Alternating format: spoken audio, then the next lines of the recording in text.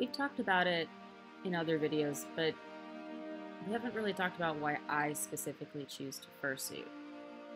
Why do I wear an animal costume? Sure, some people do it to obscure their identity, some people do it to explore a new character, and some people just enjoy being animals.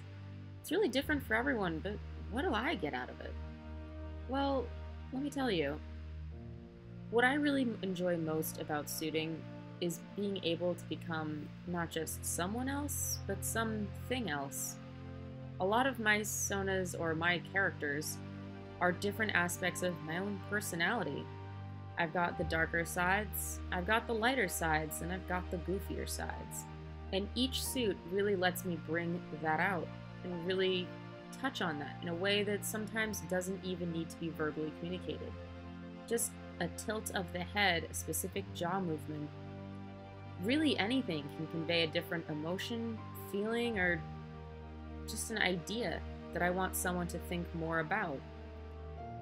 Each of my suits have a different look to them, they have a different feel, and there's a reason for that. Helly is dark. For a reason. She's gritty, she's dark and brooding, and when I created that character, that's kind of the mindset I was in. I wasn't really happy with what was going on, and I wasn't super thrilled with how my life was going, and a lot of the creepier, darker, uncomfortable aspects of that character's look and feel are directly attributed to that. That's why she's made the way she is. That's why she looks and sounds that way when I do give her a voice. Now, alternatively, Cupcake is much brighter, more fun, more bubbly. She's my fun character. Some of you guys may know I don't actually like the color pink, but through suiting as Cupcake, I've really gotten a fondness for it. I appreciate it more. Pink was a color I normally associated growing up with being girly, feminine, and sometimes not always in a good way, in a way that was frowned upon or just didn't really feel right to me. Now, I'm not saying I'm trans, but I just never felt really in touch with that more hyper-feminine side. Now, Svetlana, I didn't design myself. She was crafted by the amazing, amazing Kandarin Creations. And I never even intended to have a realistic-looking suit until I found this suit on a table at Furry Weekend Atlanta. I had the extremely dark character of Helly, and I had the extremely bubbly and light character of Cupcake, but I wasn't really in middle ground, and when I found this suit, I fell in love with it. And consequently named her Svetlana, after someone I really cared about, because I really cared about that person the way I care about this suit. Svetlana's regal, she's confident, she's classically gorgeous, and she's not a character I ever expected to have, just like it wasn't really a feeling I ever thought I was going to feel. She's just kind of one of those out there oddball characters that I never expected to connect with. Now, most of you guys know Cupcake. Most of you assume that Cupcake is the main Sona of this channel, and for the most part, you'd be right. But why do I wear Cupcake so frequently? Well, a big reason for that is Cupcake is that joyous bundle of happiness that I sometimes don't feel myself. I want to be happy and bubbly and feel like I'm on cloud 9 all the time, but truthfully, my life isn't really like that. So having this bubbly, happy character, it really is an escape.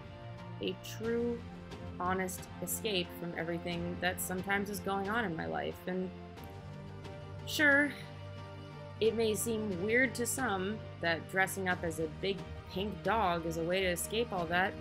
Honestly, it is.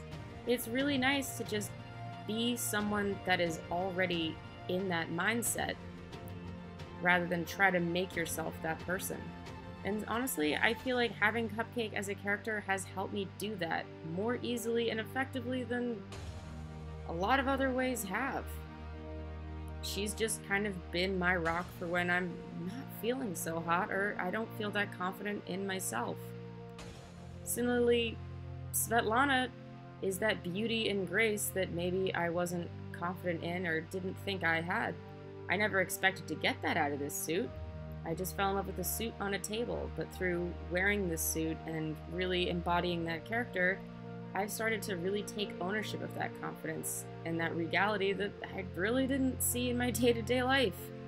Lord knows, my name is Sparkly Dipshit on Twitter for a reason. And having a bit of a mix of characters that I act and portray, it gives me more of a balance, gives me a little bit more grounding, and quite frankly, I like it. It makes me feel a lot better about myself.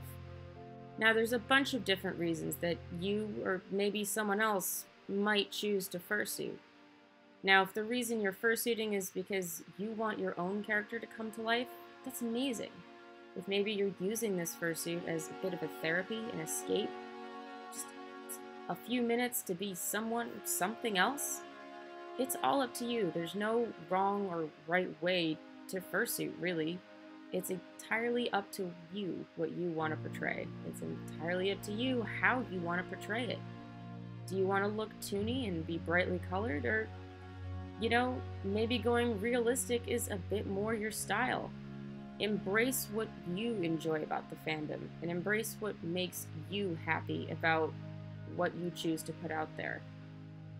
I can't tell you how to or how not to fursuit. That's just something you're going to have to figure out on your own. And honestly, I hope you have a wonderful discovery process if it's something you choose to do.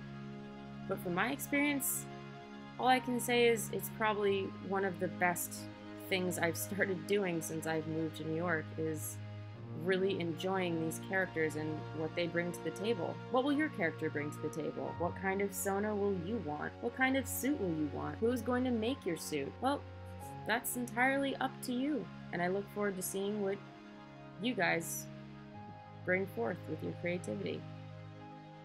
Thank you.